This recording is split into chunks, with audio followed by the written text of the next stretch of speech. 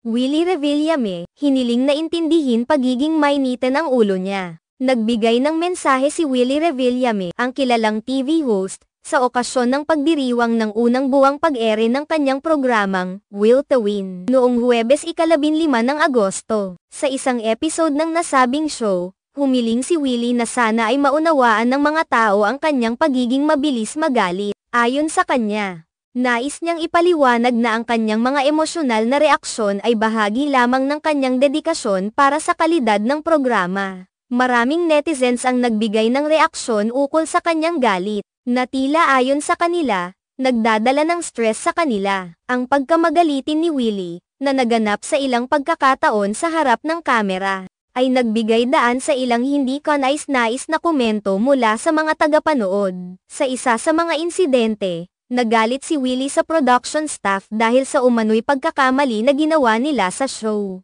At ito ay naging usap-usapan sa social media. Sa kanyang pahayag, nilinaw ni Willie na hindi ito ang kanyang layunin na magdulot ng pangit na karanasan sa kanyang mga tagapanood o sa kanyang staff. Ang kanyang layunin ay ang mapanatili ang mataas na kalidad ng kanyang programa, at para rito, kinakailangan niyang tiyakin na ang lahat ay tumutulong at nagtatrabaho ng maayos. Maaaring hindi ako naiintindihan ng iba.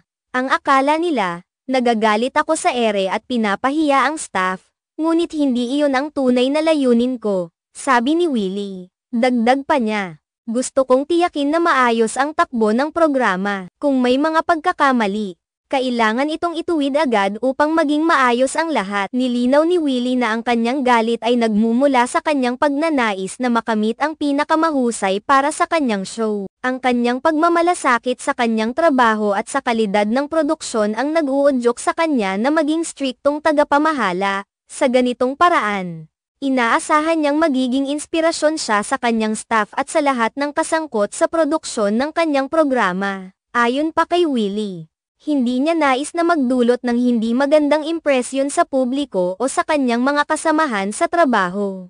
Nais lamang niyang makamit ang pinakamataas na antas ng profesionalismo sa kanyang show. Sinasalamin nito ang kanyang malasakit sa kanyang programa at ang kanyang pananampalataya na makakamtan ang tagumpay sa pamamagitan ng masusing paggawa at dedikasyon. Sa kabila ng mga puna at hindi pagkakaintindihan, nagpasalamat si Willie sa mga taga-suporta at sa kanyang staff para sa kanilang pag-unawa at pagtulong sa kanyang programa. Binigyang diin niya na ang kanilang kooperasyon at pagsusumikap ang susi upang patuloy na magtagumpay ang Will to Win. Sa kabuuan, ang mensahe ni Willie ay nagpapakita ng kanyang pagnanais na mas mapabuti pa ang kanyang show at mapanatili ang mataas na kalidad nito sa pamamagitan ng maayos na pamamahala at pagtutulungan.